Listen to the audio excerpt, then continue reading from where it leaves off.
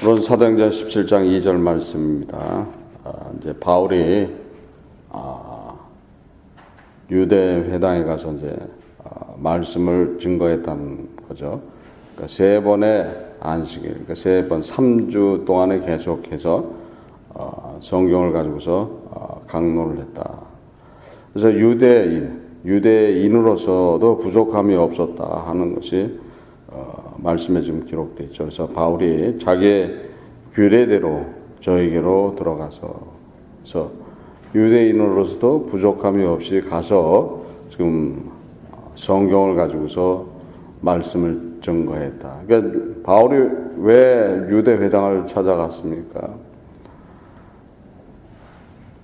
일단은 예수를 전하기, 복음을 전하기 좋은 장소고 서로 교통할 수 있는 그런 같은 유대인이기 때문에 그렇겠고, 또 하나는 어떤 거죠?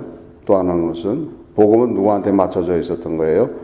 유대인들한테 먼저 맞춰 있었던 거예요. 그래서 로마서 1장 6절에 보면 너희도 그들 중에 있어 예수 그리스도의 것으로 부르심을 입은 자니라. 로마서 2장 9절 10절에 악을 행하는 각 사람의 영에게 환난과 공고가 있으리니 첫째는 유대인에게요, 또한 헬라인에게며 선을 행하는 각 사람에게는 영광과 존귀와 평강이 있으리니 첫째는 유대인에게요, 또한 헬라인에게라. 이렇게 되어 있어요. 그래서 복음이 유대인서부터 시작되는 거예요. 유대인으로 맞춰져 있기 때문에 악하던 선하던 유대인으로부터 시작하는 게 그게 주님의 또한 뜻이었던 거예요. 그래서 사도행전 3장 26절에 하나님이 그 종을 세워 복 주시려고 너에게 먼저 보내서 너희를 하여금 돌이켜 각각 그 악함을 버리게 하셨느니라. 그래서 예수님의 지상 명령 자체가 그렇게 되어 있었죠. 예루살렘과 유다와 사마리아 땅끝. 그래서 유대인들한테 먼저 맞춰져 있었던 거고, 유대인의 사실 메시아로 왔던 거죠. 유대인의 메시아로 왔었는데 그 유대인들이 그 메시아를 받아들이지 않았던 거죠. 그런데도 불구하고 계속 안 받아들였던 메시아였는데도 불구하고 복음은 유대인서부터 맞춰져 있다. 그래서 바울이 회당에 가서 전했던 이유는 물론 쉬웠던 것도 있지만은 주님의 지상 명령 중에 포함되어 있었던 거예요. 그래서 먼저 가서 유대인을 먼저 복음을 전해. 그러니까 이 말씀을 보면 먼저 가서 누구한테 우리는 복음을 전해야 되는 거예요? 내 가족이죠. 내 가족한테 먼저 복음을 전해야 된다. 내 친지한테 먼저 복음을 전해야 된다.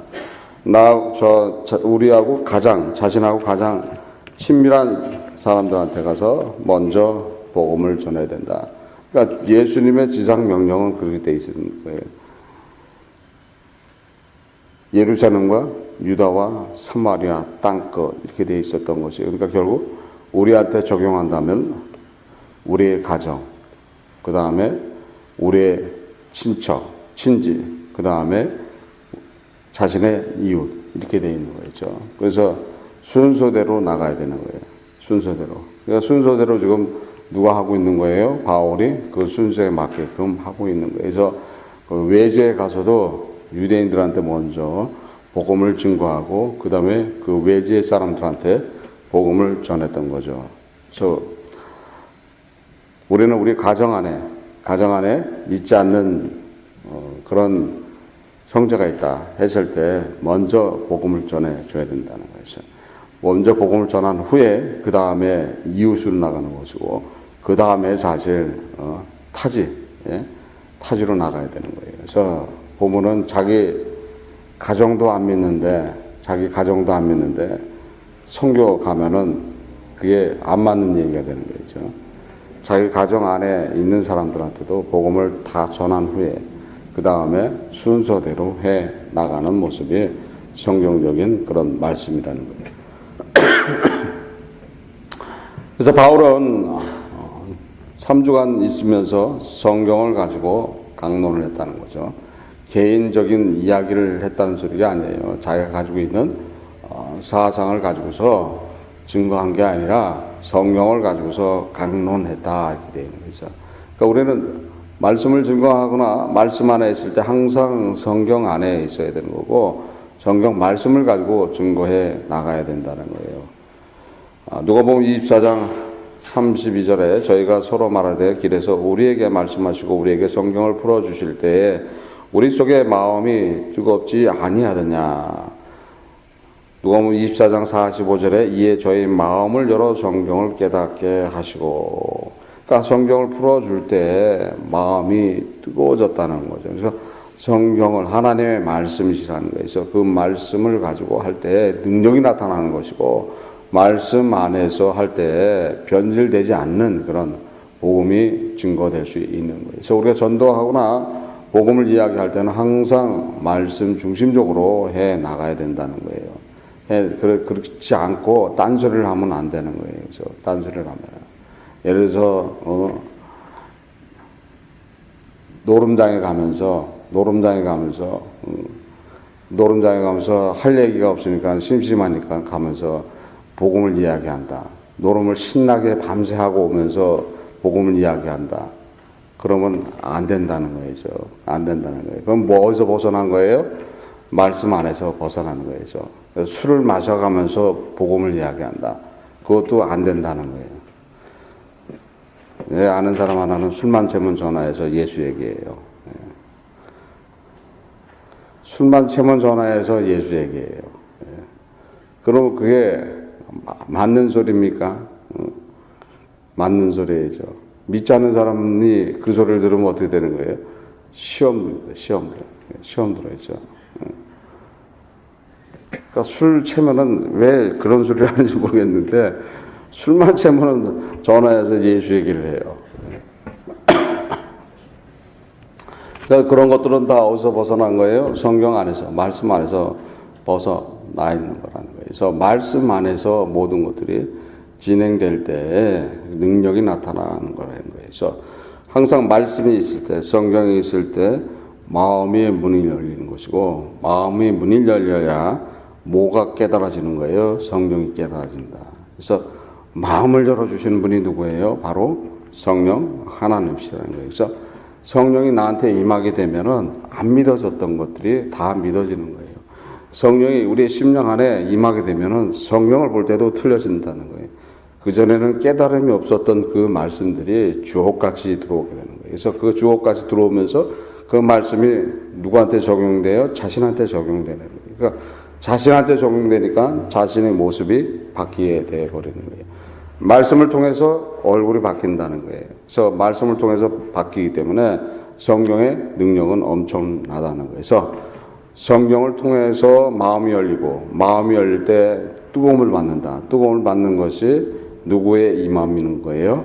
성령의 임하시다. 성령이 임하십니다. 그래서 성령의 임하심을 통해서 우리는 그분의 인도를 받게 되니까 모든 것들이 다 믿어지는 거예요. 또한 모든 것들을 다 행할 수가 있는 거예요. 그래서 바울이 지금 유대 회당에 가서 성경을 강론했다는 소리는 어떤 소리예요?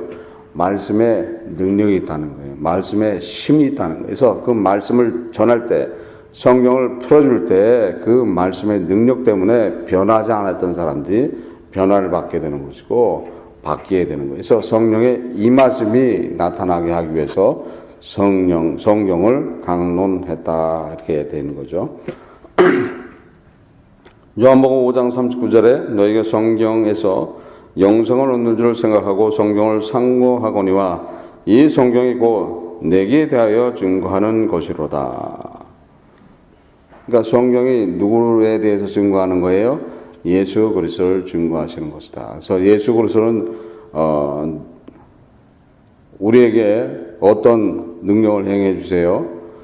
로마서 10장 11절에 성경에 이르되 누구든지 저를 믿는 자는 부끄러움을 당하지 아니하리라. 그러니까 당연한 거예요. 당연한 거죠. 지금 당연한 거예요. 지금 내 안에 성령이 임하셨다. 예수 그리스도께서 나를 찾아주셨다. 그러면 누가 오신 거예요? 하나님이 오신 거예요. 하나님이죠. 하나님이 오셨는데 부끄러움을 당합니까? 하나님이 오셨는데 고난을 당합니까? 그게 말이 안 맞는다는 소리예요. 하나님이 아직 안 오셨기 때문에 고난을 당한다는 거예요. 하나님이 자기한테 임했으면은 모든 문제가 다 해결되는 거예요.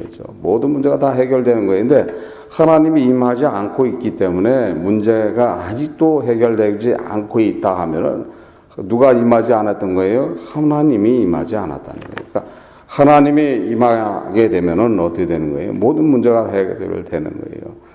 문제화가 될 수가 없는 거예요, 아무것도. 그러니까 그렇게 되면 또 어떻게 되는 거예요? 항상 하나님이 임하신 분들은 어떤 모습으로 살아요? 하나님 중심으로 살아간다는 거예요. 하나님 중심으로 살아가야 되는 거예요. 그러니까 하나님 중심으로 살아가야 되니까 어디 중심이 되는 거예요? 교회 중심이 되는 거예요. 교회 중심이 되니까 또 뭐가 중심이 돼요? 말씀이 중심이 된다는 거예요. 말씀 중심이 되니까 기도 중심이 되고. 그러니까 그렇게 되는 거예요. 그러니까 하나님이 임하시는 거가 아니지만 안 임하는 거, 그 차이점은 엄청난 차이점이 생긴다는 거예요. 그래서 하나님이 내 마음 안에 임했다. 당연히 뜨겁죠. 뜨거움을 느끼게 되죠. 그래서 뜨거움을 느끼게 되고 그 은혜가 우리의 삶 속에 그대로 나타난다는 거예요. 그래서 하나님이 임하셨으니 당연히 문제가 해결돼야 안 돼요. 해결된다는 거예요. 해결 안 된다고 생각하면 그것이 잘못된 믿음이라는 거예요. 자신이 믿고 있는 분이 하나님이라고 얘기하고 있고 그 하나님이 자기한테 임하고 있다 하면은 하나님이 어떤 분이십니까? 세상을 창조하신 분이에요. 자신을 만드신 분이에요. 자신의 삶을 완전하게 주장하시는 분이에요. 나서부터 죽어서 영원한 삶까지도 주관하고 계신 그분을 믿고 있다 하면서 그 믿음이 자신의 삶 속에 나타나지 않으면 안 된다는 거예요. 그래서 당연히 나타나야 된다는 거예요. 하나님이 임하신 분이 어떤 모습을 나타내야 되는 거예요. 세상 모습이 나타납니까? 안 나타난다는 거예요. 안 나타나는 거예요. 예전에 못됐던 그런 인품과 인격들이 다 사라져 버린다는 거예요. 오직 희생과 사랑을 행하는 헌신하는 데도 부족함이 없고 자신을 낮추는 데도 부족함이 없는 그런 모습으로 바뀐다는 거예요. 항상 누가 주관하고 계시기 때문에 그러는 거예요. 하나님이 주관하기 때문에 그러는 거예요. 그러니까 예수님과 동행하게 되니까 내 마음대로 해요, 못해요? 못한다는 거예요. 못하는 거예요. 뭘 하려고 그러면 뭐 하느냐? 그러면 어떻게 되는 거예요? 아유, 죄송합니다. 그래서 다른 길로 가려다가 올바른 길로 따라간다는 거예요. 누굴 따라가는 거예요? 예수님을 따라가게 되는 거예요. 당연한 거예요. 그러니까 내 안에 지금 성령이 임했다. 그러면 그분을 따라가게 돼 있는 거예요. 왜 따라가게 되는 거예요? 하나님이잖아요. 하나님이니까 따라가야 안 따라가요? 따라가야죠. 하나님인데 안 따라가게 되면 어떻게 되는 거예요? 하나님이 오라 그러는데 하나님이 이렇게 하라 그러는데 안 할 그런 사람도 있어요. 없단 말이죠. 온 세상에 하나님 앞에 대적하는 존재는 아무도 없다는 거예요. 아무것도 없어요. 마귀도 사단도 하나님한테 대적하는 존재가 아니에요. 왜 대적을 못해요?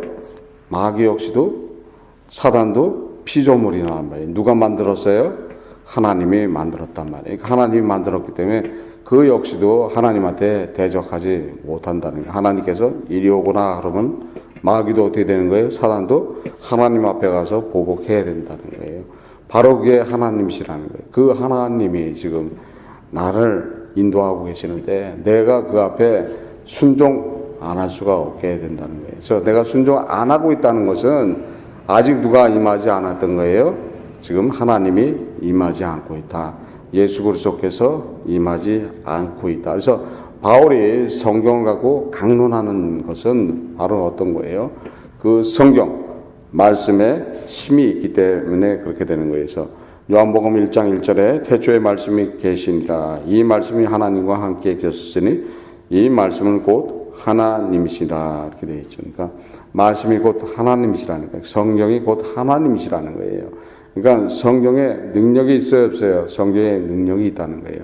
말씀에 힘이 있다는 거예요. 그래서 그 말씀을 통해서 모든 것들이 이루어지는 것이고 그 말씀을 통해서 우리는 우리의 삶에 대한 확신을 가지고 살아간다는 거예요.